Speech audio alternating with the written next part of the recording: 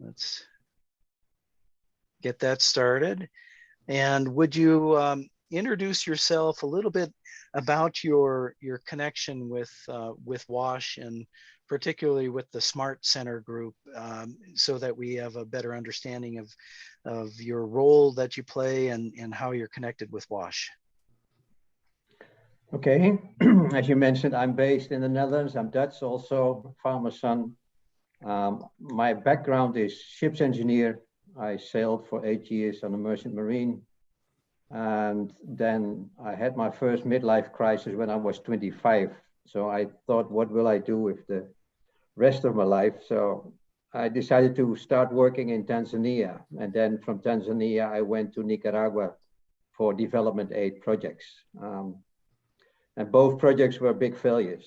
They were technology involved, but it was too expensive, too complicated. So in Nicaragua, we started the development and the training in road pumps, which is a low-cost hand pump. And from then on, when I came back in Holland 23 years ago, I started the same technology and all the low-cost technologies in Africa. So I've been working in developing countries for 35 years now, with many failures, but also increasingly some success. And my involvement in the smart centers is to start up training centers. Smart centers are training centers where we train the local private sector, technicians and local entrepreneurs in a range of technologies like manual drilling, hand pumps, solar pumps, water filters, latrines. So a range of mainly locally produced technologies.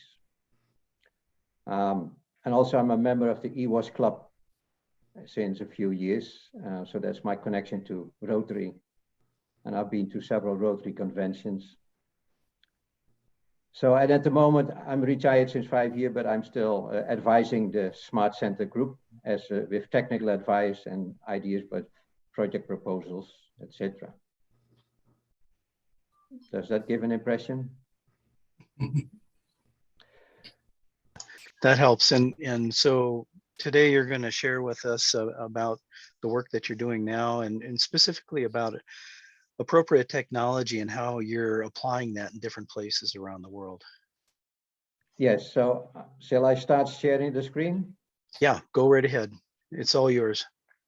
Let me see.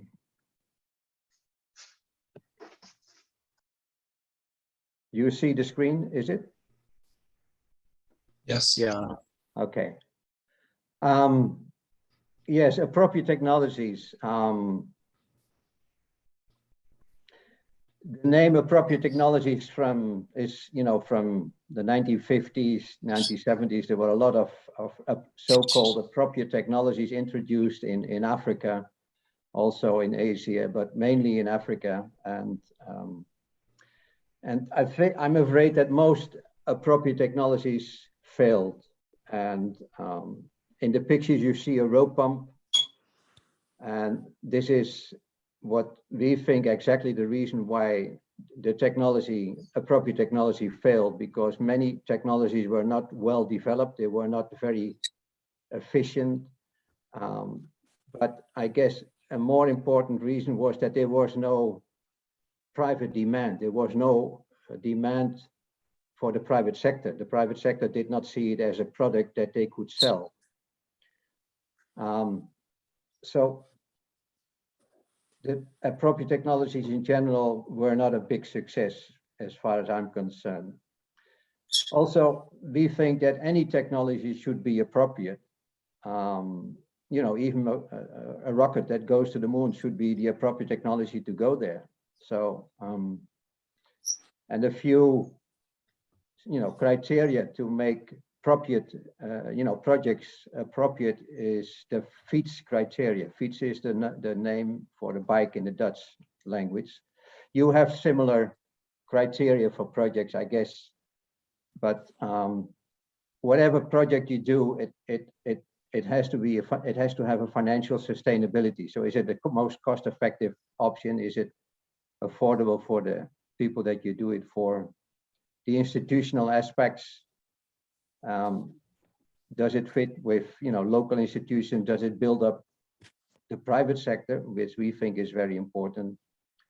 For instance, if you do a filter project, you could help and build up the private sector and build up supply chains by giving vouchers to families rather than giving filters. And that way you can build up the local supply chain. Environmental, I don't think needs explanation. The technical aspects, I guess one of the main worries for every project is there a capacity for maintenance and repairs? The maintenance normally works. The repairs is often the bigger problem because people don't do maintenance in general, preventive maintenance. And when there is a big damage, then there is no money for repairs. So that is an essential aspect.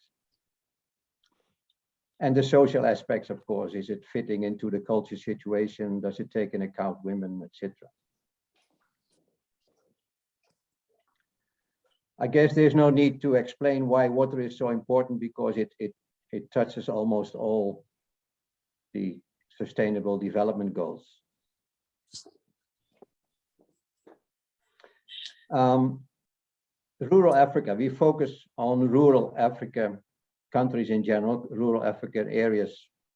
And the safe drinking water is, of course, still a problem. It's not, even if you have a good borehole and a hand pump, the water can still become unsafe if you transport it and if you store it in the house.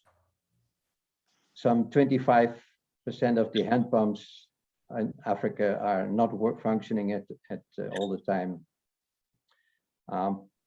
The people that do not have a water service often live in remote areas, in rural areas, and that is often expensive to do the machine drill boreholes.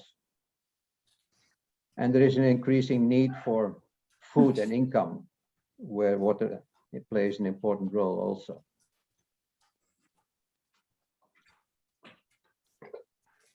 And one of the things we have learned is the importance of domestic wells. I mean, most projects. Oh, I want to be on mute.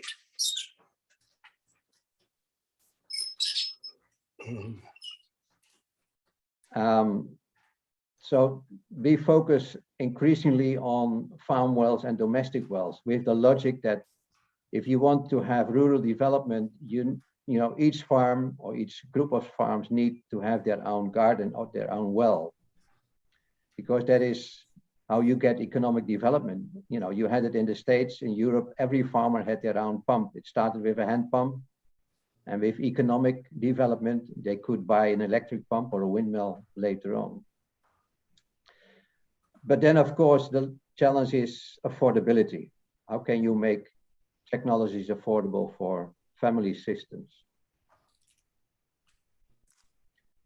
And one solution there is innovation.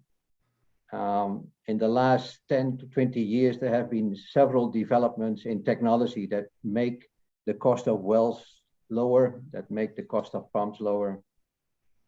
For instance, if you produce the pumps locally instead of importing them, you can reduce the cost by 60 to 80% sometimes. Of course, it's not always the same quality, but if you use it for small communities, then the quality may be less important.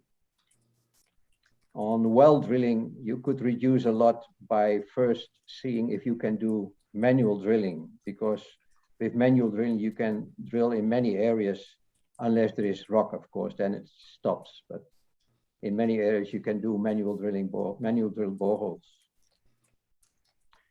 And the main actions to do that is what we call the 3 T's.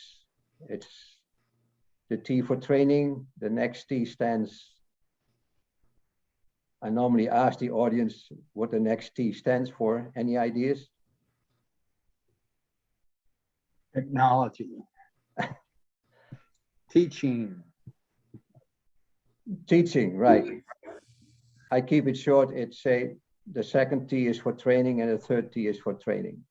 So it's training on all aspects that you need to scale up in the sector.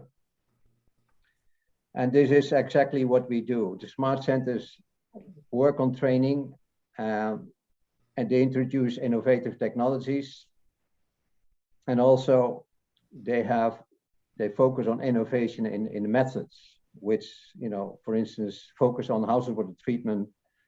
Besides focusing on the quality at the source, we also focus on the quality at the point of use. We also stimulate increasingly the self-supply, so supporting families to invest in their own water system. We believe in the family-based management besides the community-based management, because as soon as a family is the owner, the ownership is clear and people in general will maintain the pump because they have the convenience and the benefit.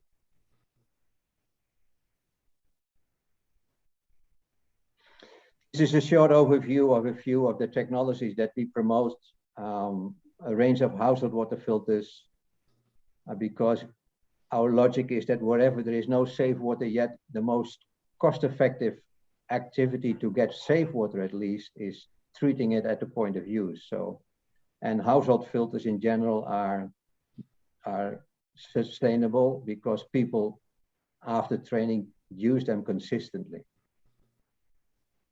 Then there is manual well drilling with Amos drilling, Shippo, and Zuzu drilling. With these technologies, you can go up to 60 meters deep, depending on the technology. And the cost of a well can anything between $100 and $1,200. We focus on hand pumps that can be produced locally, like the Amos pump and the rope pumps. We focus on groundwater recharge, so make sure that when it rains, as much water as possible infiltrates again in the soil. This can be near wells, it can be in bigger areas. In latrines, we promote what we call the Satopan latrines, which is a plastic bowl with a flap that avoids the smell of the latrine. It's a very interesting technology. And in innovative methods, as I mentioned, we focus on treatment at the household level. We focus on stimulating self-supply and sometimes subsidize the self-supply. For instance, if the family invests in the well, with a project, we can subsidize the well cover and the pump. The family-based management. So even if there is small communities, we propose still to put the pump at the family, and then that family will supply, an average of 50 other people. But when the family is the owner of the pump, they maintain the pump, and we see pump functionalities of up to 95% with the family-based management model. Another method is farm clubs. So a group of farms are trained to drill their own well. And so with some guidance, they can drill their well, which will reduce the cost of wells drastically.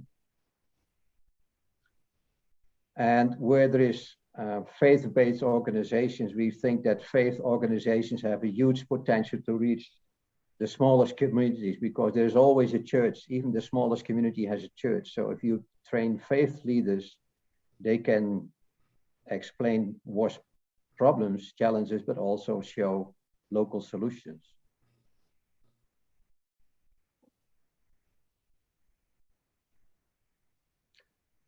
And as I mentioned, for functionality of a system, it's essential to train the users in maintenance, but also, if you have a water system, a water supply system, run it as a business, because we always say the water is free, but the maintenance you have to pay for.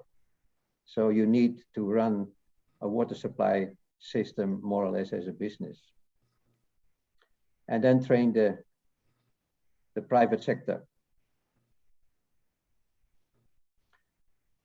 At this moment, there is smart centers in these countries: Tanzania, Zambia, Malawi, Mozambique, Niger, and Nicaragua.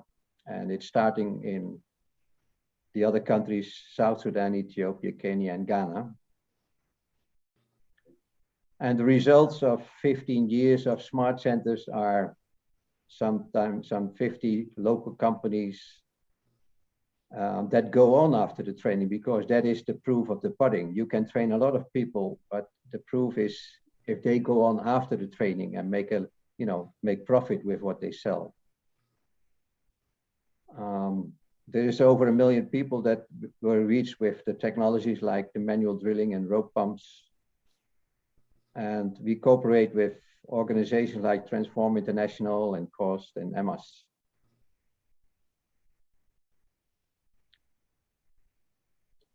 And the impact of this approach is not just reaching the SDG 6, but also the water-related SDGs like food and income, and even employment, because the people that get work with drilling wells have an employment, but the people that use the water, the farmers, also get some work. The high pump functionality is another effect of this approach because of the family-based management. And we see that there is a profit-based sustainability. As I mentioned, the companies that are trained, they sell the products, and that makes them go on after the training and after the project stop.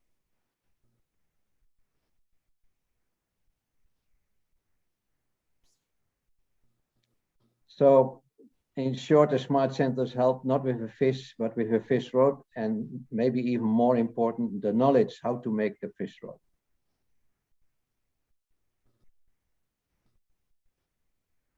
And in the last slide, there is some information on more technologies. There is a lot of manuals and papers on the website of the Smart Center Group. And there is also information on the household water treatment at the COST website, and about solar pumps on the website of the UNICEF and World Mission, and other information on solar pumps. So that's it for now. So any observations or questions?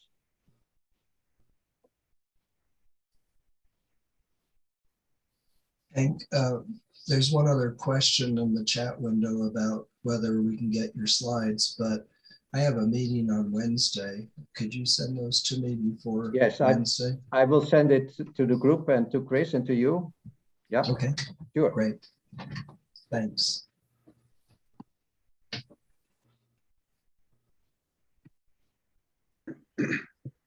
Hank, you're eons ahead of me, and water drilling techniques and so on. The one thing that surprises me is you're going in latrines, it sounds like to the Sado plates rather than the VIP latrine. What's the logic of requiring water for flush? We don't do too much in latrines. The main thing that we promote is the Satopan tool. Are you aware of the Satopan? You know this?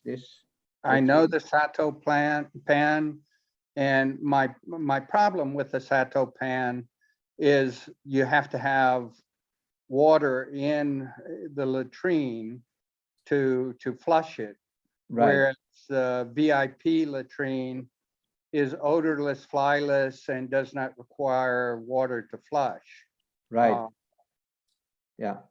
Well, first of all, the claim is that the Sato pan only needs half to 1 liter of water, but it still needs water. That is true.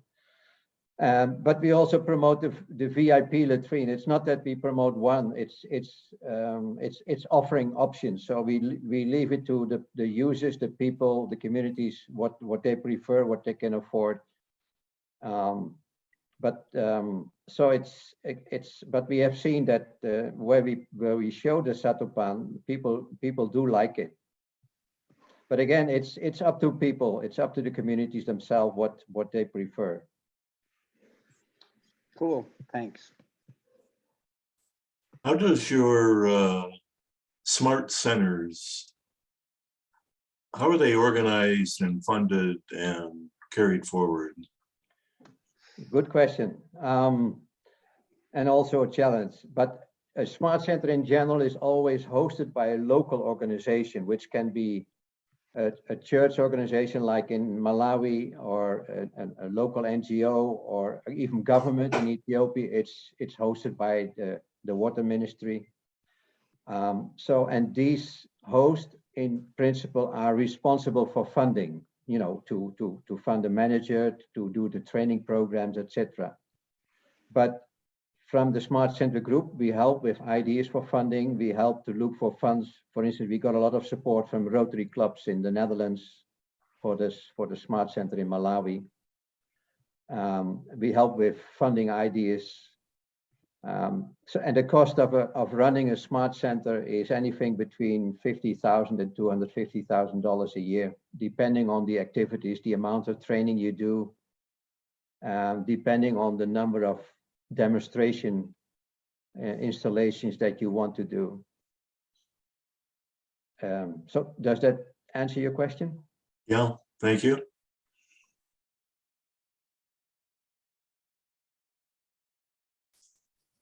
Hank, you referred to a couple of failures. Could you just briefly tell us why they failed and what you learned and adjusted from those failures? Well, the projects that I worked with in Tanzania and in Nicaragua, for instance, in Nicaragua, it was a big government-funded project for irrigation windmills. It failed basically because the windmills were too expensive for the local market. They costed $5,000, and they were complicated in the production and the installation for the local capacity. So after 200 windmills that we planned to produce after 4 years, we only managed to produce 17, and of those 17, even half were not functioning after a year.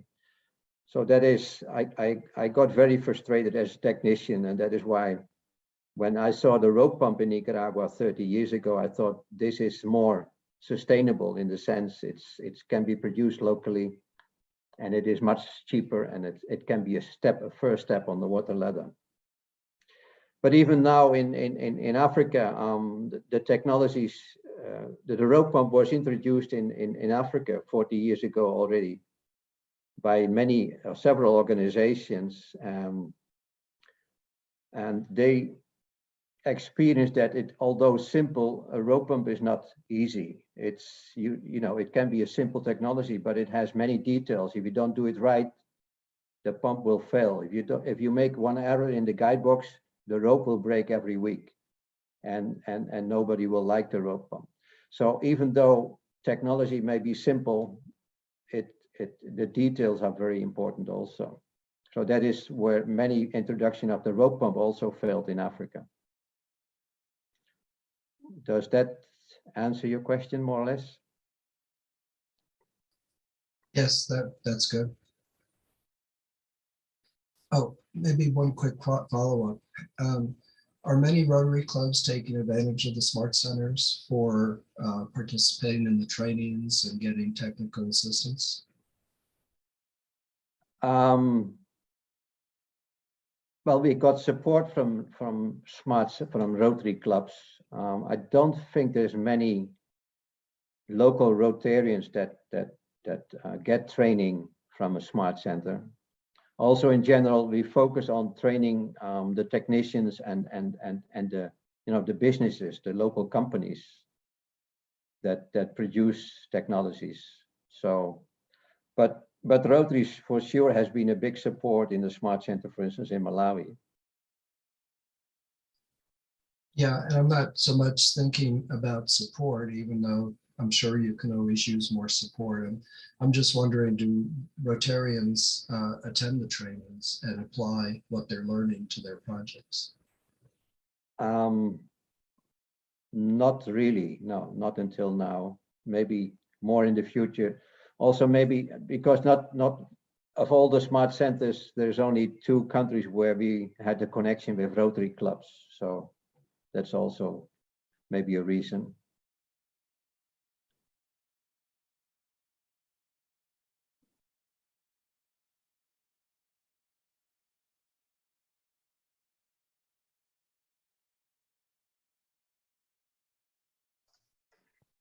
Any other questions for Hank? One of the things Hank mentioned was about solar pumping. I think a question came up last month about solar pumping and life cycle costing for solar pumping, and some of the links that Hank gave us in his presentation, and we'll share that presentation with our mailing list, so that should be coming out soon. But you can find it there, and I did a little bit of looking around myself and found some life cycle costing information for solar pumping as compared to like diesel generators or other power source inputs. And so I'll try to post that on either our website or by email or both, so that I'll try to get that out to everybody as well. Yeah. So one last chance. Any other questions for Hank? Comments? As for the solar pumping, as you can see in the last slide, especially Water Mission is an organization that is doing a lot on solar pumping. And there have been several webinars on solar pumping and cost. Basically, most of them are for communal supply systems. We also start now with smaller household water systems, which we are testing. We're testing different pumps in a few smart centers. So in the coming months, we will have manuals on also smaller solar pumps on the website. Yeah, it sounds like a growing sector that Absolutely. We can see that something the solar pumps will replace part of the hand pumps in the future. Yeah. Yeah, and then along with your smart center and the training that goes with it, if as communities get more comfortable with solar systems, that becomes more of a viable option for a lot of communities that maybe right now it wouldn't be, but little by little, they're exposed to more and more solar. It's not as scary, it's not as difficult as they might imagine, and hopefully it'll be adopted more and more. Yeah. Well, the big problem, of course, there's several problems with solar pumps, but the initial investment, if you compare an electric pump of 1 horsepower and you want to replace it with a solar pump, you need a lot of panels which is expensive. And another problem, especially with the communal pumps, is the solar panels. These are collector's items in many countries, so you have to be careful with your panels. You have to secure them very well. Yeah. Yeah, and I think a lot of the solar pumping systems I've seen, they tend to be, they involve a storage tank, an elevated storage tank. Right. Whereas you might be able to pump directly with a larger horsepower pump in the well. Maybe if you go with solar, you're going with a smaller pump and pumping it to a storage tank and having a lower flow pump that way. Right. And using the storage tank for your volume delivery. So it's a little bit different approach, possibly, depending on what you're normally used to. Okay, well, good. Thank you, Hank. We really do appreciate you taking time out here of your evening, and the sun's well down by you, I'm sure. And yes, it is. It's raining and very cold. Very cold. Spring is outstanding. Thank you so much. Outstanding sustainability. This is amazing. Good work. Thank you. Great. Thank you, Hank. And you're welcome to stick around. Yes, I would like to stick around a bit more. Yeah, good. We have another speaker coming up, but I don't see her on yet. We're waiting for Heather Cumming to come on, and I'm not seeing her quite yet. But the good news is, Chris, we have Sue Davis. Sue Davis has joined us. Yeah, so right, exactly. Let's give Sue some time. Sue, hi, welcome. We've already heard a little bit from Roger about the awards and which clubs have submitted projects for the award, but if you would like to share a little bit more, you're more than welcome. We have more time available for you. I think you're muted there, so just unmute yourself. And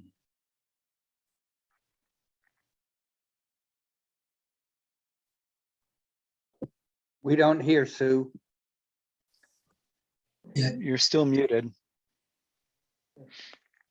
nobody mutes Sue Davis. She self-mutes. Davis in the corner, but nobody.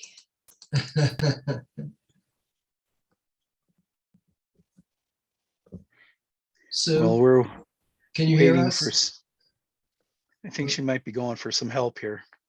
Yeah. There you go. There we go. Okay, and now I can finally communicate with you. I'm so sorry. It's okay. I would like to know more about the clubs that have submitted applications for the award. Roger, would you like to speak to that? You're muted as well.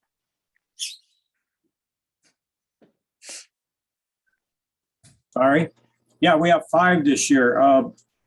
Boulder Club submitted an award for their work at the Pine Ridge Reservation. Boulder Flatirons submitted an application for a project in Peru, Water for Life.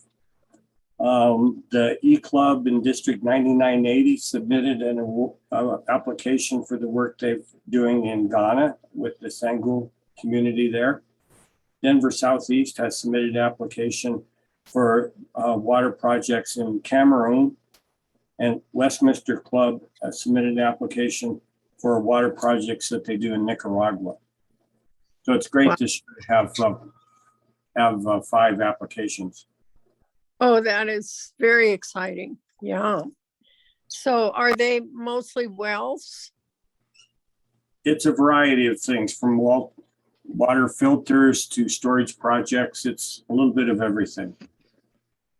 That is excellent. That makes it really hard to pick out a winner. It's a good problem to have. It is a wonderful problem. Yeah, I'm so happy that we, how did we get such a good response this year and none last year? I think Chris and Steve have been putting out the word for us. Oh, Chris, good job. Chris, and who else? Steve Werner. Oh, no wonder we've got a good response. That's great. Hey, Sue, Roger was telling everybody a little bit about George, but maybe you could tell us even more, because he was such a great Rotarian and a great humanitarian. Yeah, he loved Rotary, and he had 25 years of perfect attendance, which is something that you don't hear of anymore. But he was very eager to retire and do water projects. And unfortunately, he had a terminal brain tumor at the age of 64. So it cut all the plans short. So you wonderful WASH people are getting the job done. Thank you so much. Thanks, Sue. Sue, could you also mention a little bit about what the winner of the award receives? Yeah, thanks to Steve. I mean, he has made it possible for the winner to get $1,000 check, which would be very much of an incentive to get more people to submit. So we're delighted, and we want to keep this $1,000 award as a perpetual award.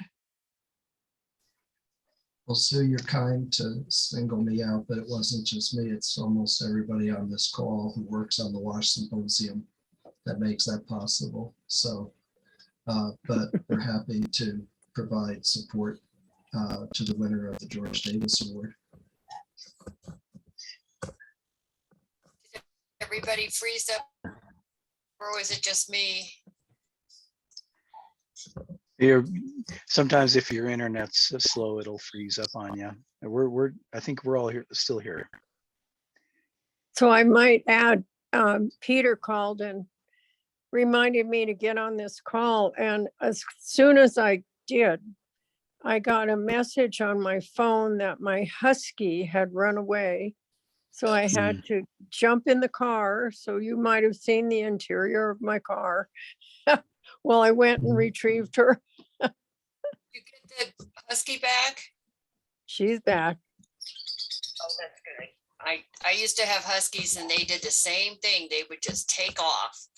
Oh my goodness. She can open every door in the house. It's, you know, and if we have somebody that comes in, she's an opportunist and she's right there to shoot out the door. And we have electric mats in front of all the doors, so she won't do that. But now she jumps over the mats, and it's just kind of a exercise in futility. Yeah, they're crafty little devils. I like that. Yeah, exactly. Very crafty. Well, Susan, I want to thank you and the Lakewood Club for putting together this award, doing it each year for so many years now, because it not only helps the provides a little bit of money for the winning candidate, but it also raises a little bit of awareness for the types of projects that our district's doing, and raises awareness for WASH, and so the award is an important part of that, and we're glad you keep that going. Thank you.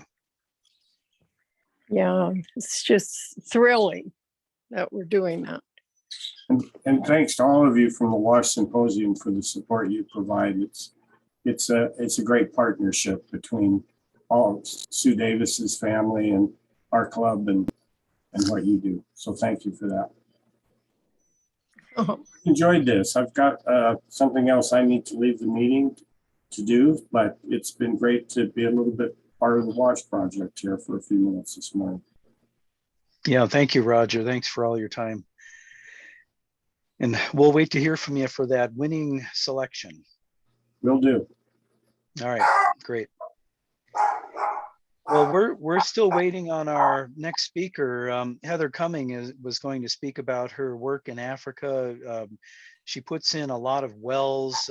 She does a lot of irrigation systems for rural villages and farmers in a couple of different countries. But I just don't see her on here yet.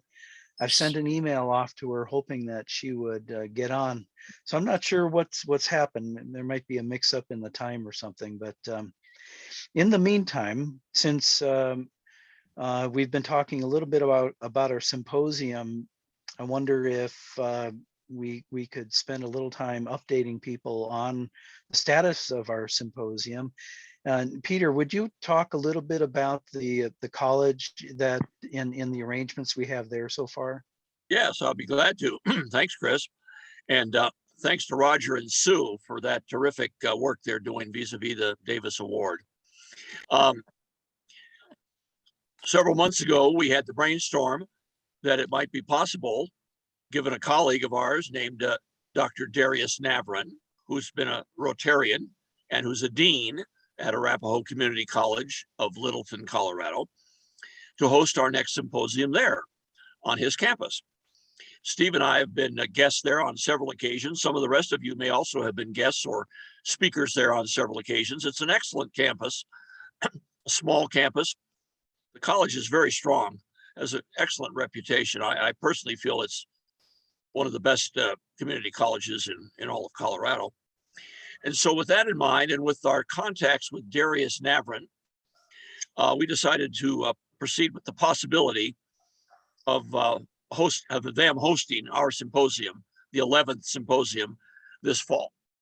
Long and short, I had a very good meeting with Darius and several of the senior staff members there several months ago.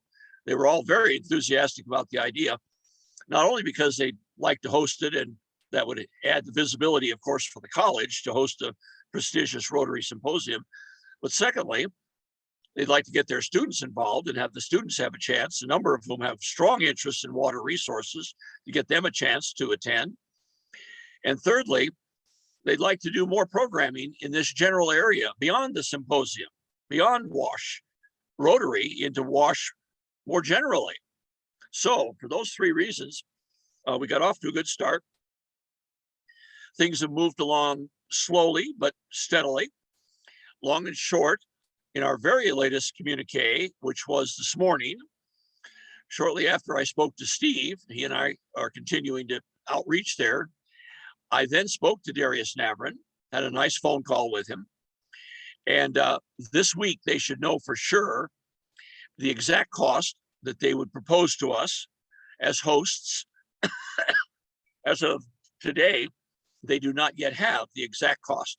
But Chris, they have the assurances that virtually everything from the major conference room to the minor breakout rooms, by minor, I mean smaller breakout rooms, all of which I've looked at and are very well appointed with the latest technology, all would be available to us at a 75% discount from the normal community rate. That's virtually assured.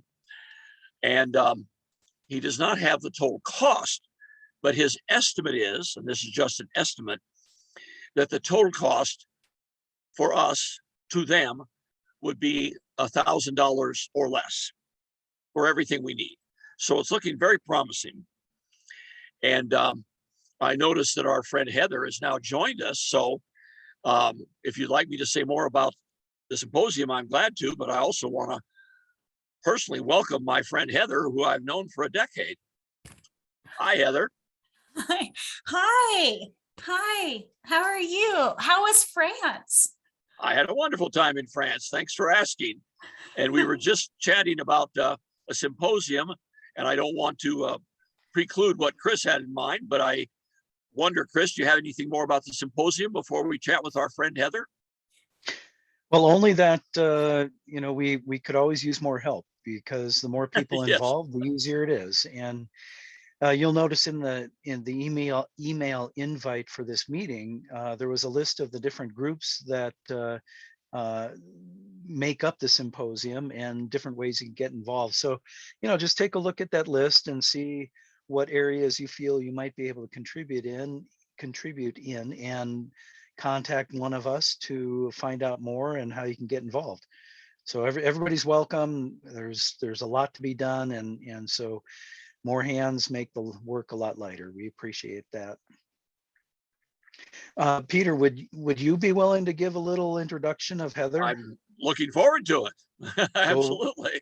Well, go right ahead. Why don't we get started on that then? Good. The timing's perfect. Well, welcome again, Heather. We're delighted that you're spending some time in Colorado. I know you've met our friend Deborah Deal and many of our other friends while you've been here. Of course, Heather made a very gripping, I will say, and passionate presentation on Colorado Women's Day. A number of us had the pleasure of being there. Steve, Chris, myself, a number of our other Rotary colleagues were there. And Heather, of course, she'll be talking today about it, so I won't steal her thunder, but made a very gripping and passionate presentation, because I can tell you, having known her for over a decade, having first met through the University of Denver, she is passionate about what she does in terms of outreach to Africa, outreach to women, outreach to water and related resources. And I'm delighted to say that I've also had the pleasure of meeting over the years her daughter and her mother, both of whom assist mightily with her effort, as do many other people. But her daughter and her mother are also part of the team. And they were there at Colorado Women's Day as well, which is terrific. So the one last thing I'll say, Chris, before introducing and letting Heather take it away, is that she's very good at partnering. And I want her, you'll see that when you hear her talk, you'll hear that in her presentation, but she's a terrific partner and outreach type of person. So with that, Heather. Oh, I hope I am worthy of your words. So thank you so much, Professor Van Arsdale, affectionately known as PVA. So we started working with the university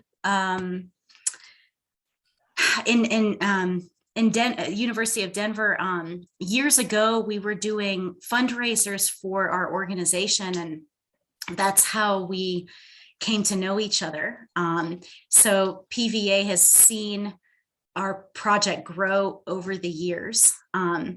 But we started the project around 2008, 2009. I was a Peace Corps volunteer in Zambia, Southern Africa. I finished my service as a Peace Corps volunteer and felt that it had been more of like for lack of a better word, a tease. Because in Africa, 2 years service, which is what the Peace Corps asks of its volunteers, is actually like, it's like a minute in our culture. Time is a very different phenomenon in Africa. And so I just felt like I had just started to form really amazing relationships with people in my village. Sorry, I'm trying to get my face here. But I felt like I had just started to form relationships with people, and then it was time to leave. And it just felt like a tease, not only to them, but also to me. And I think it was like months later, I was living in Nepal teaching in this school in the Himalayan mountains, and the mail service was like an hour away. And I would go down the mountain to collect my mail. And I was getting all these letters from Zambia, all of these people from my village that were asking if I would come back and help them, for the rest of my life, help them with all of the issues that they had in the village. And what they did is they sold, I think, 2 or 3 cows. And they actually paid for my air ticket to go back to the village. And that was really the beginning of my project. Was the people paid for my air ticket. And I went back to the village, and I think I was 28 at the time. I'm 42 years old now. And they sat me down and explained to me that they knew that I loved them, but they knew that I didn't understand their problem. And, I just feel like this was like a moment of deep humility for me, because I said, well, I know that you guys don't have enough food. And I know that part of the year you're very hungry. And I know, because I watch your bodies basically emaciate. And I hate to watch you starve, and I understand that that's the problem. And they said that this is not the problem. This is the second problem. The first problem is that we have no reliable, sustainable water source. We have a shallow well. It dries up 3-4 months after the rains end, and it's dirty. We share it with the ng'ombe, the cattle. This is our problem.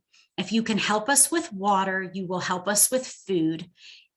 The water comes first, then the food, and then you have changed our lives, because then we have time to send our children to school and to start our own, businesses or whatever income generation activities in the village.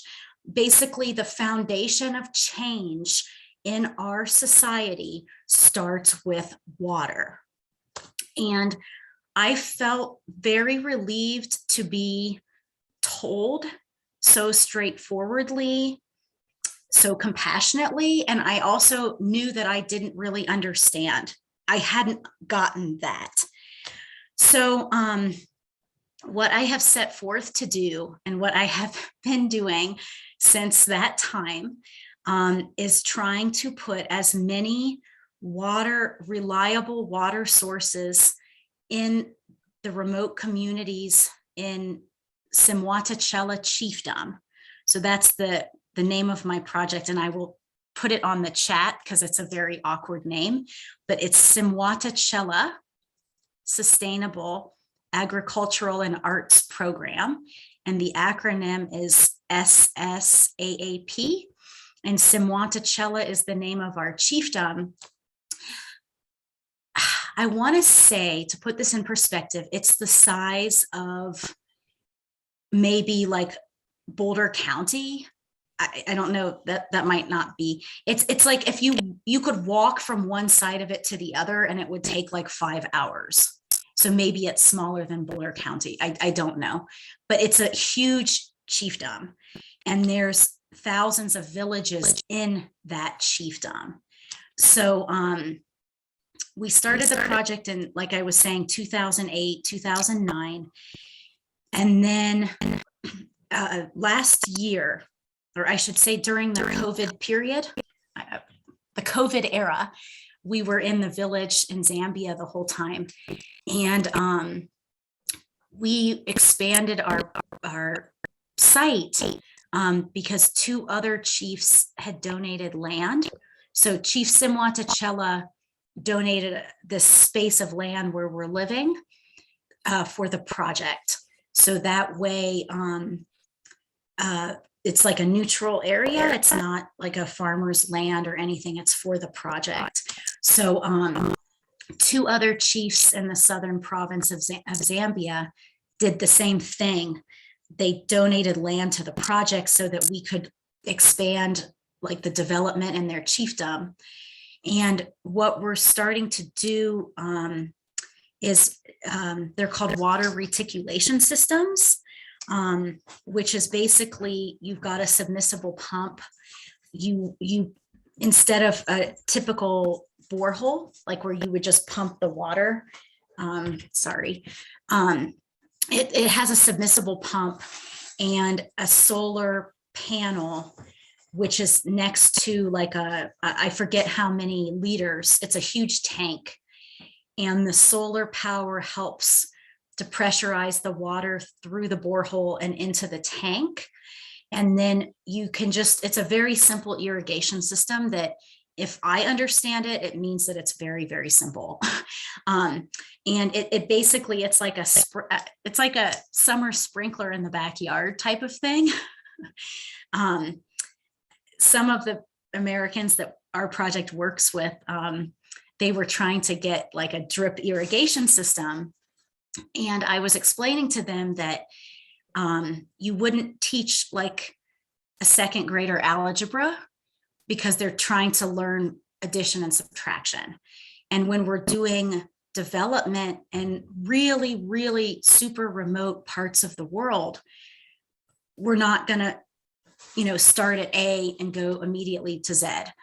It's like little steps. And for these people, the idea of having multiple harvests, which is what the simple irrigation system, the water reticulation system is the formal name, that will provide multiple harvests. So now we're looking at more seed growth, we're looking at more food, and we want a system that is for the people, that they know how to use, that if it breaks down, they can fix it. It has to be local, Afrocentric solutions to these problems. And it's like a drip irrigation system. They have no idea how that works. I have no idea how that works. Like it's, so I've explained to some of these Americans that are working with our project, like we don't do things how we want them to be done. We do them how they will work for the people and how the people want them. Like basically I just work for the people. So whatever they want within my abilities, I try to do if I can, you know. So that's where we're at right now, is we're working with water, and then we're trying to sort of take it slowly to what I would call the second phase of this project, which is also the water reticulation systems, and trying to do, you know, like I said, simple sprinkler irrigation so that we could potentially have more food. So the water wells I see as a lifelong endeavor, and I'm trying to be very careful not to drag my daughter into that. like how many hundreds of years can we try to do this to try to get as many water wells into these remote areas? Because really what I've noticed is that when the community has a water source, you can't even compare that community to one that does not. It's a vast difference. And now that I've been there, I guess it's, if you count Peace Corps, it would be about 18 years.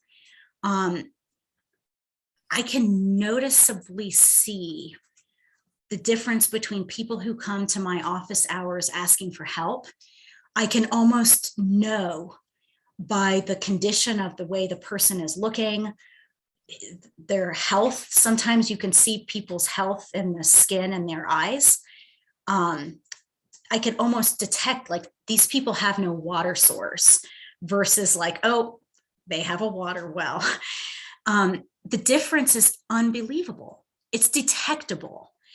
And so what I am trying to do with all of the energy within me is to try to get as many water wells into these deep pockets of their societies that are neglected by the government, not on the radar even of larger NGOs like Care International or Plan, if you know that, it's like a British non-governmental organization.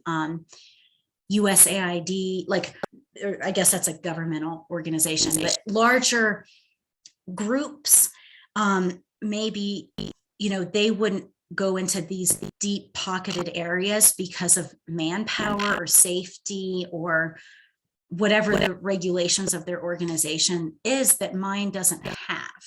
Like my organization, we can basically go anywhere. We can do anything as long as my daughter and I are safe. We like an adventure. Therefore, we often find ourselves in the middle of nowhere, which is kind of where I think we need to be. And just the most amazing people that every part of you wants to help. So it's like an easy sell, you know, helping the most grateful people on the planet is always an easy sell. So let me pause. Can I ask if there's questions or maybe a discussion, or I don't want to talk too much.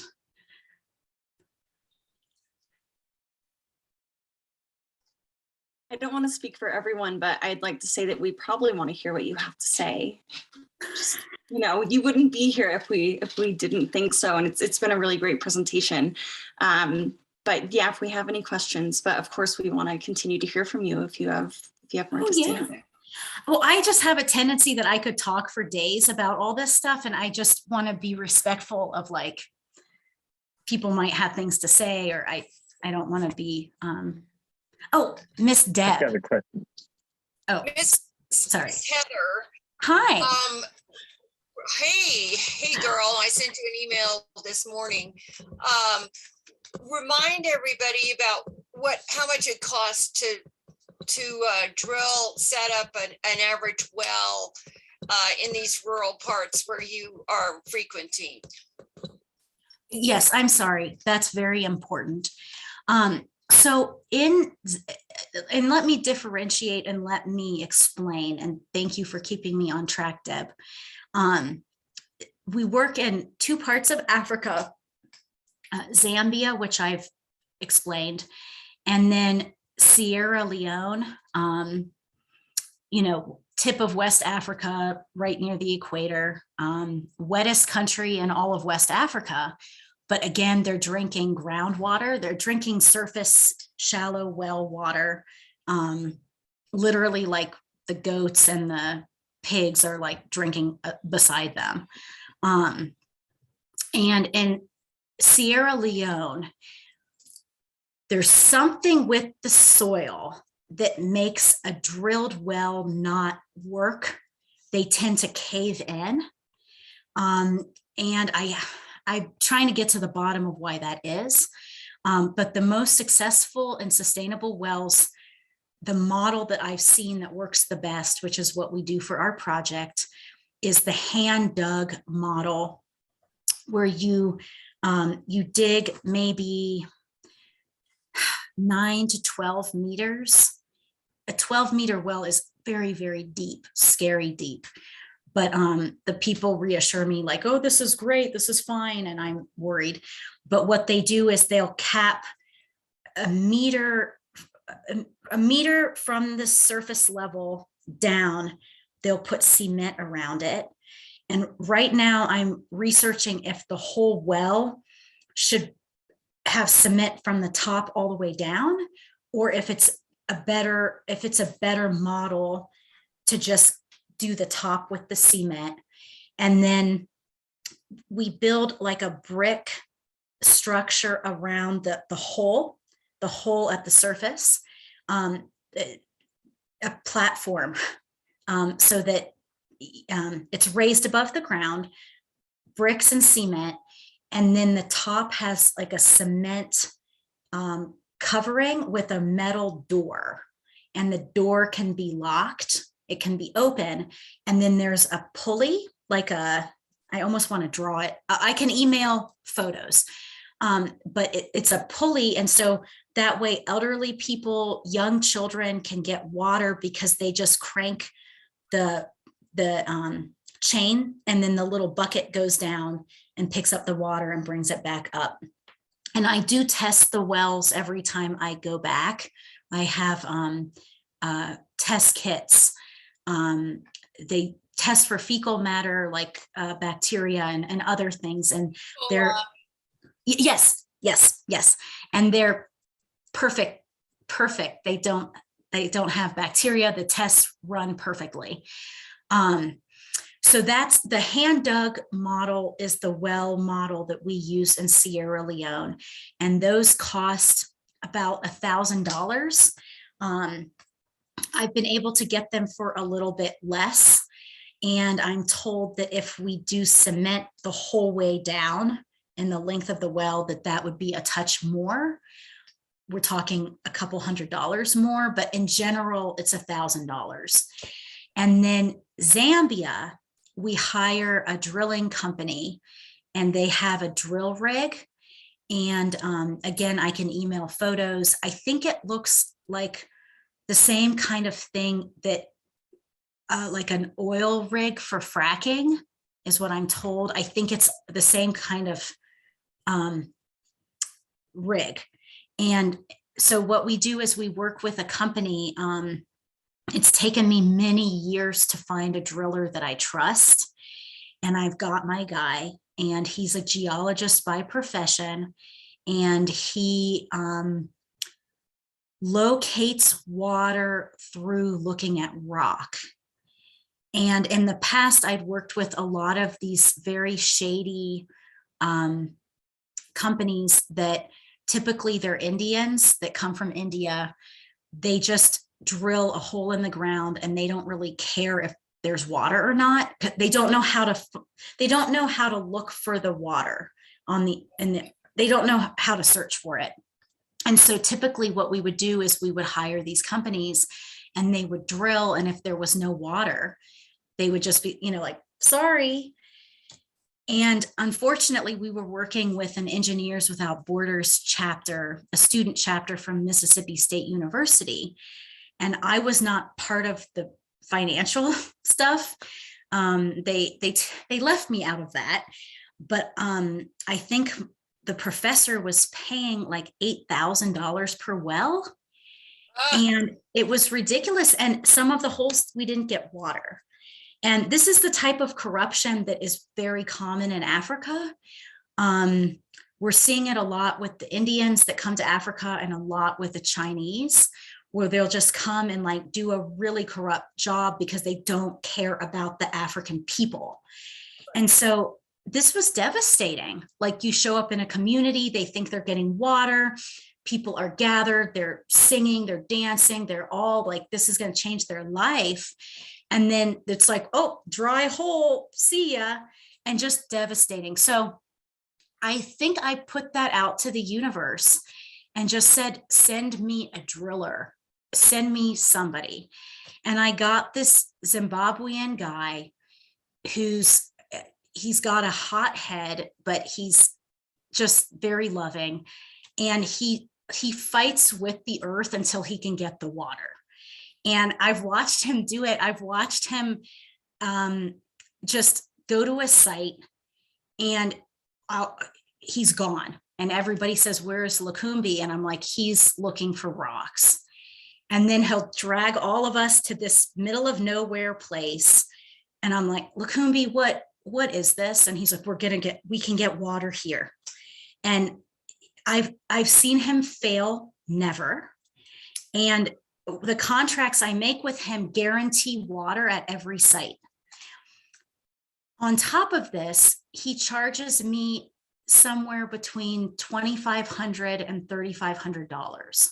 So like $3,000, $3,500 on the high end, $2,500 on the low end, depending on quantity. So Okay. he's sincerely not out to make a buck. Definitely he makes a profit somehow, but this is a very different story than the $8,000 well that was dry with the company from India that didn't care at all. This is an African man who grew up in a village in Zimbabwe, who will never leave a village dry because he's a villager himself. And he pulled himself somehow to university. He got a degree in geology. He knows what he's doing. And I love working with him. I love every part of it. So I can say with all integrity that I have a very good driller. Please, I'm sorry, Jay. Yes. Yeah, sorry. I just wanted to clarify. You said he has a degree in geography? Sorry, geology.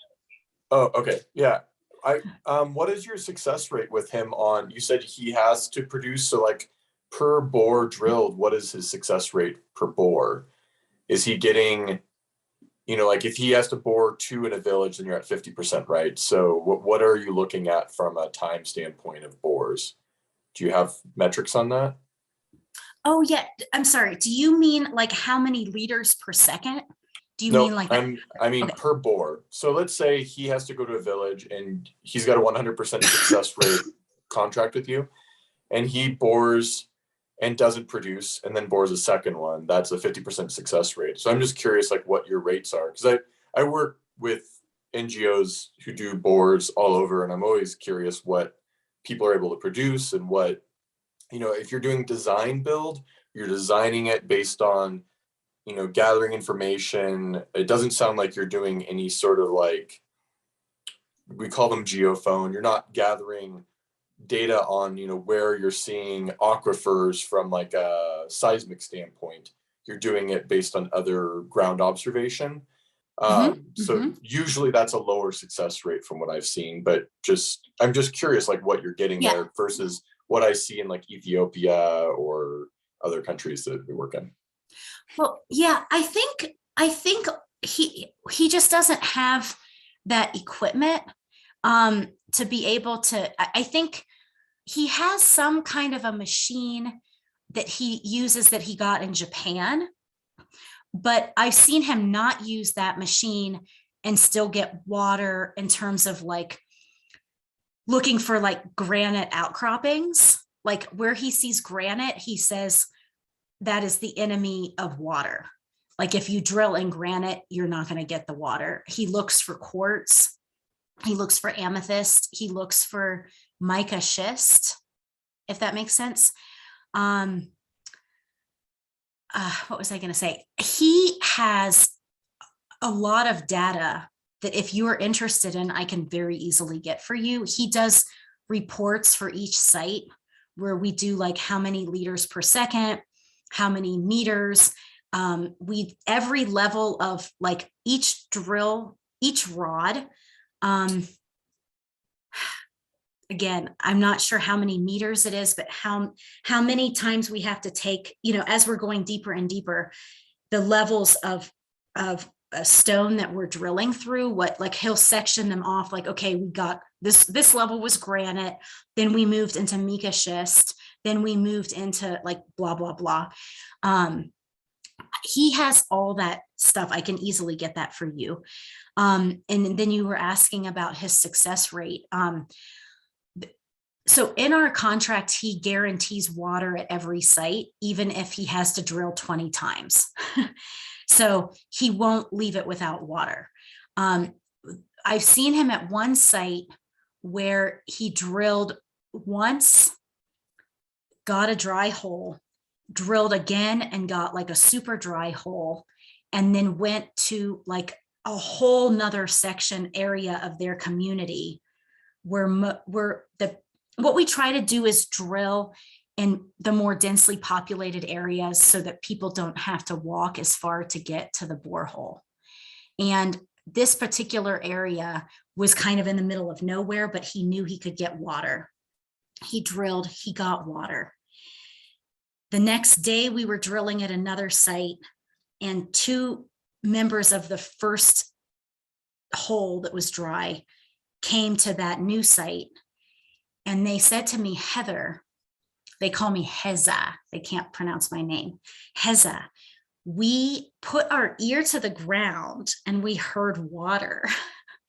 And I was like, oh, that's so sweet. But I think it was like, you know, like an illusion, you know. So I went and disturbed the driller and said, Lacumbi, I think that they're telling me that they like heard water, but that site, that hole was dry. And he said they're probably right. Sometimes when you drill a hole, you wait some hours, you wait some days.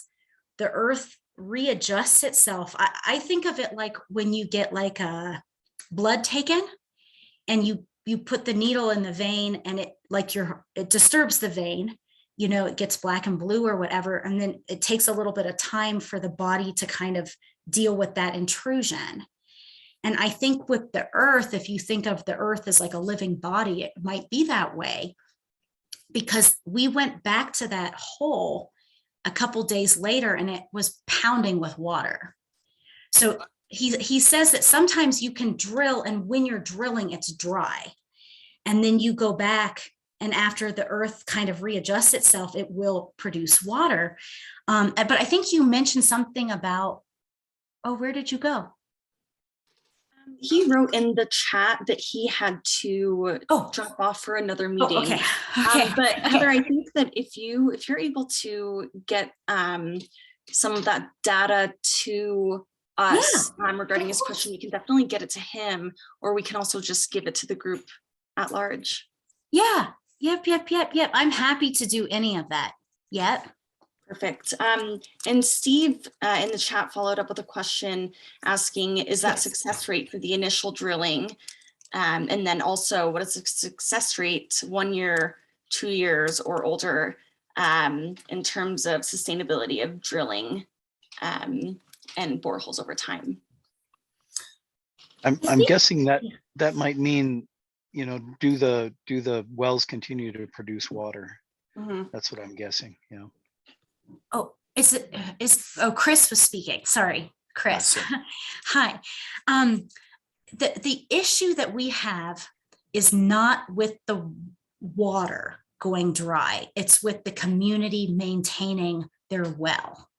Does that make sense? Like the water isn't the problem. It's the people not taking the water source seriously enough to do maintenance on it and to deal with an issue as it comes, rather like maintenance, rather than waiting until the whole thing is broken and then like panicking. So I think our earlier water wells that we did in like 2013, 2014, I did not work with the community the way that I work with them now to ensure that that will never happen. The way that we work with them now is like they have to participate. They have to provide a contribution back to the project itself.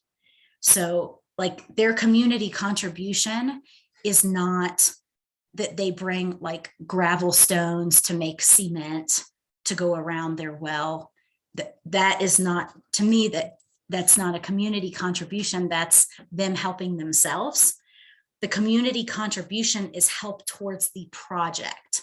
So say that we are making a women's center, or we're going to do pages for the planet, like a library in the community. They will help if they want a well, they can come and they can help build this structure. You know, it's part of the project. They have to contribute. They can't, there is no sustainability when you don't ask people to help, to take responsibility for their own development. You know, I'm sorry. Yes, Deb. Heza, do you leave like a person, do you designate a person in each village to be kind of responsible for the well? Well, yes, thank you. Yes, there's a committee, and usually the committee ends up being a few men and then like a ton of women, because the women are the ones that are like angry if the water has a problem, because they're the ones working with the water constantly, like fetching it, washing the baby, cleaning the clothes, cooking. So it's usually like a bunch of women almost as a unit, and then a couple men, like the head man. Each village has a head man, usually the head man. And then there's always sort of, they seem to be, to me, more natural leaders. Maybe it's political, like their village politics or whatever, these leaders, but they tend to be natural leaders because they're not shy. They're very direct. So each community has like a group, and I will always know because they'll come to my office hours. And if I see one of them, I know that their well has an issue. And sometimes it's something very simple. So I'm sorry, I forgot to say this. Our wells have a year-long warranty with our contractors. So if a bolt is messed up, one of our wells, they were getting great water and then it just stopped. And I was really upset. And it was like 3 months after we drilled it. Turns out that there was a hole in one of the pipes at the bottom of the well. You've got your cylinder pump, you know, your that pumps the water out. And then attached to it are the rods and the pipe stems that pump the, you know, that I'm sorry, I'm not explaining this well, but one of the pipes had a hole in it. And so we had to go in there and like pull out all the pipes, replace the one, you know. So within a year, that's all on our project, like if there's a problem with the well. But after that, they are fully responsible to deal with the issues with the water. And what I've noticed is that, like, one of the years, I think this was when we got back from Sierra Leone. We were in Zambia during the whole COVID thing, like March 2020, like when it hit the world, we were in Zambia. And it was like every part of our compound needed help. Like we have a little meeting area, and the roof had blown off. And then our house had like a big hole in the roof. And there's like a wire fence around the whole compound for the project. And like the cows were coming through. And there was just like all these issues. I think the toilet was flooded from the rain. And each community that needed water was assigned a task. Like this one community had to deal with the toilet. This other community had to like find all the thatched, the grasses, the long grass to do the roofs. And so these people worked so hard that when it came time to drill their wells, it was the most rewarding experience because they had like fought for their water, and I had fought to get that water to them so that when the drill bit hit the ground, it was like my daughter and I got really choked up. Like it was just a very emotional, like rewarding experience because they had worked so hard, like towards the project, if that makes sense, not towards themselves, like, you know, bring bricks to put a little structure around your water well. That's not a contribution, because that's like me giving you food and then saying that your contribution is bringing a spoon so that you can eat it. Like that's not a contribution. Like the contribution is to the project. So like Deb, the pages for the planet, like the structure for that library, probably 2 communities that get water wells can just do the whole thing. Do you see what I'm saying? Like that, I think that job is 2 or 3 communities. I will say build the library, local materials, and SSAAP will buy the cement. I don't know if we've told the rest of this group, but we have started an effort to raise funds to ship books to the communities that Heather's been working in order to build little libraries for them. And we're taking donations of books, and we're raising money to pay for the shipping. The shipping is what has been the problem. It costs so much to send things over there. And that's what this new fund is for, is just to raise money to pay for shipping. And it's called Pages for the Planet. So yeah, it's going to be amazing, and it'll just slow but sure. We're going to do it. It'll take some decades. We're going to do it.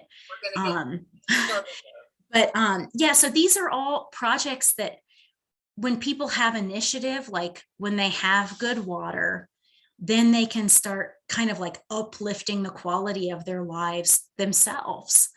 And my project tries to give them, like we have school sponsorships, we have adult literacy for women, hopefully in the future for men also. We're doing this literacy libraries called Pages for the Planet. We've got microloans. That's a huge project.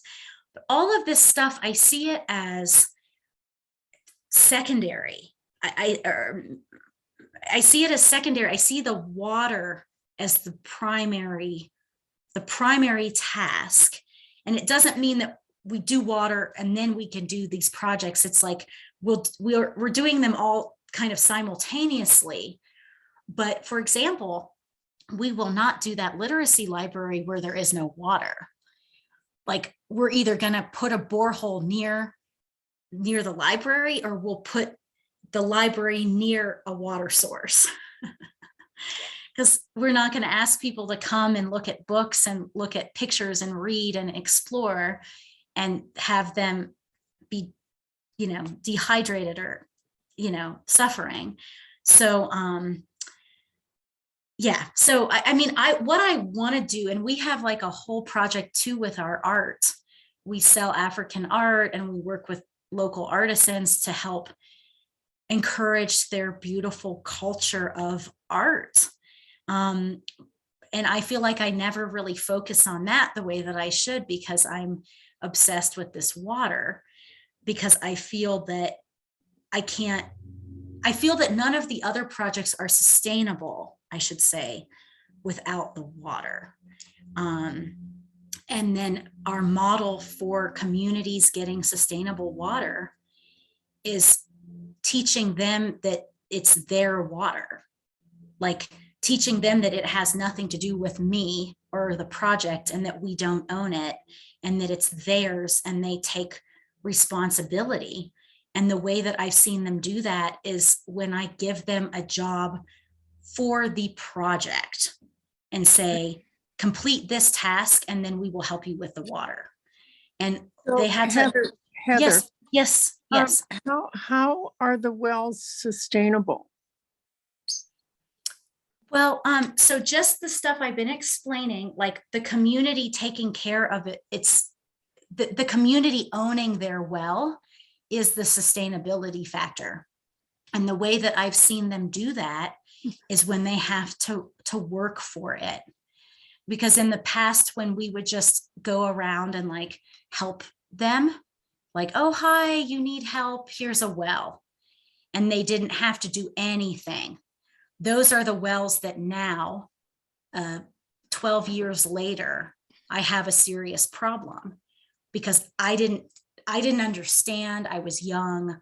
I didn't understand that if you just give them a handout, they don't even take it seriously. They don't take me seriously. They don't take our project seriously. They don't take the donors seriously. No one is taken seriously because it was a silly little handout. But if you say, hey, I'm happy, I've got funds for water wells, I need you to repair this entire roof. I can't climb up there. My strength is about 0 compared to yours. Do the roof, get this thing done, and we've got a water well. The way that people respond to that is the most encouraging thing I've ever seen. They come in numbers. Yes, sorry. Don't just hand a man a fish, teach a man to fish. Perfect. Yes. Thank you for summarizing. Looks Yes. like Stu has a question. I do. Oh, I'm sorry, Stu. You That's even have okay. your No hand worries. up. Sorry. I Yes. just put it up. I love the focus on shallow wells. My question is, how do you deal with, or how does the community deal with its needs for sanitation, for safe toilets, for hand washing, using soap, those things too, which are as important as water? Well, yeah, so the toilets, I would say in Sierra Leone, a lot of communities don't even have toilets. So we have a toilet project in Sierra Leone. They're not aware, they don't understand like that open defecation is hazardous to the health of the community. Or it's like 200 people sharing like a really little hole. Like it's really bad, I should say that. So we have like a school toilets project that we help in schools. We put local toilets, or we help in communities. I think, you're asking me like, how do we locate where to put the toilet in relationship to the water source? Well, what is the process? Do you use CLTS? Do you train artisans? Do they share toilets? What is the practice that you add? Because we know that providing safe water is important, but also safe sanitation and hand washing prevent disease. Right. Well, but I think in terms of the toilets, especially if there's like, we have the resource of helping them with a toilet, they know pretty much where to put it in terms of like nowhere near the water. And then hand washing. I want to differentiate here between Sierra Leone and Zambia. most of the sanitary practices that I know, I feel like I have learned from the village in Zambia. I've never met people that understood hygiene as well. They're incredibly clean. They're helping me not get sick. I mean, I've lived over there at their mercy. I'm alive because of them. So I feel like what I can teach them is probably not as much as what they can teach me. And they, in terms of soap, what I've seen them do is use ash from the fire. Not charcoal fire as much as like actual firewood fire. You just take a little bit of water and then you just, foam it up, it foams. And I've seen them do that with their hands. I am impressed by the sanitation I've seen in the villages in Zambia. Sierra Leone is another can of worms. I think that West African countries have issues because they're overpopulated and their size is small. Most of those countries, because of colonization, their countries themselves are very small. And Sierra Leone, you've got a lot of people jammed into a little village. And the issues, Stuart, that you are discussing, I'm feeling much more like Sierra Leone is where these are concerns. My daughter is half Sierra Leonean, and I used to watch her grandmother. This drove me nuts. She would like go use the toilet, and then she would come back and like take her little stool by the fire and like keep cooking. And I'm like, oh no, I wanted to eat that food. That's so bad. And it's like literally my family, my daughter's family, I should say, like doing this. But it's what it is like, and I do these oh, there you are. You moved. I do these like sanitation and hygiene workshops we work in 4 different districts in Sierra Leone. And one of the districts I have hope for in terms of they are very interested in sanitation and hygiene. And I do these little workshops where we buy lunch for the people and they come in numbers. And there's a book called Where There Is No Doctor by David Warner. And in Peace Corps, we all got a copy of that, but it's like a Bible to me. And I will just choose a section. I'll say, what do you guys want to learn about today? And teach them through that book of like, if you don't wash your hands, and defecation is a form of poison. And that is, under your fingernails, and you're cleaning your baby's mouth out with your finger, or like essentially they're eating poison. And people are very generally, if you just give them that time and space to absorb concepts that they're learning as adults, like your age, my age, adults, we have to put it into terms of what that means to them, because you and I learned this stuff like 1st grade, 2nd grade, I'd come home from school and wash my hands. And we learned this stuff as children, but for them, it's like a new concept. And also because these societies are not scientifically based, they're like nature-based, nature-focused, community-based societies. Like our society is a medical science-based culture. My daughter, like when she was 4, wash your hands or you don't get to eat. But these people, it's like a slower process. And Chris, I'm sorry. Yeah, we're overdue here, and okay. We need to wrap up. So we want to thank you, Heather, for not just sharing the information about your projects, but your experiences and your heart for the people that you work with, and we can hear it come through in your presentation. and we see the work that you're doing as being, very effective because of that. So we thank you for spending time with us and sharing. If other people have questions for Heather, what we could do is send me your questions, and I'll pass them on to Heather, and we'll try to keep the conversation going if you have additional questions. So one thing I did want to bring up before we close, Steve asked me to point out, Steve had to go early, Steve Werner, but he asked me to point out that he's having a symposium planning meeting on Wednesday for the program team. So if you're interested in being on the team that helps with the programming, which is the speakers and the timing of all of the different speakers for that day, he would love to invite you. And again, just reach out to either Steve or me, and you can get that contact information for that meeting.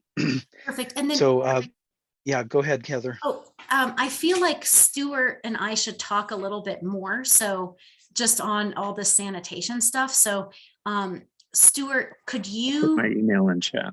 Oh, perfect. I'll grab that. Okay. Because I'm sorry to like cut that off short and like cutting that off in like a really bad way, like about eating the food after the person uses the toilet. Like we'll talk more. That sounds great. Okay. Excellent. So All you right. guys, thank you everybody so much. Especially Professor Van Arsdale for his very enthusiastic invitation. Thanks for coming today. I loved your presentation. It showed your passion, your intelligence, and your commitment. Thank you. Yes, my commitment is at least my lifetime, my lifetime. This is what I'm doing. So I'm there. I'm usually not here. I'm happy to be in the States, but I'm usually there trying to do as much as we can, Great. Thank you so much, Heather. Thank you, Thanks guys. everybody for Thank coming. you. Okay. Yep. Thanks everybody for coming, and we'll get out the information about today's meeting, but then we'll also follow up about next month's meeting, which will be on May 2nd, Monday, May 2nd. So we'll see you all then. Thank you. Thank you.